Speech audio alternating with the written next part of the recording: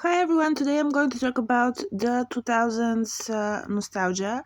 I'm a millennial, but from a Europe country, and I say that because in the US everything was really different from where I came from, but thanks to magazines, because the internet wasn't that big when where I lived, and we didn't have social media a lot. We were kind of like we did not understand MySpace. I didn't have MySpace. I was too young for that.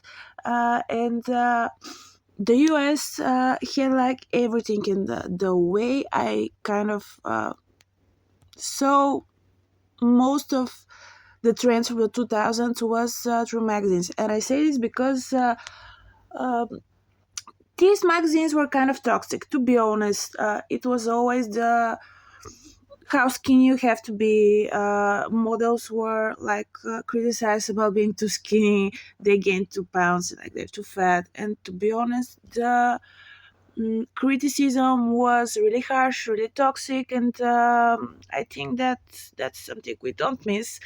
But I came across a post on Instagram about a girl that was making a magazine like the 2000s ones with the horoscope, the quizzes, the random quotes, things like that, fashion trends, and that was some part of that was cool. But the nostalgia for me, I think, was the fact that we didn't have social media that much. We didn't have smartphones that much. They didn't have internet access, so we were living a lot more that we are now. We were gathering, going to clubs, going to restaurants together now more than before.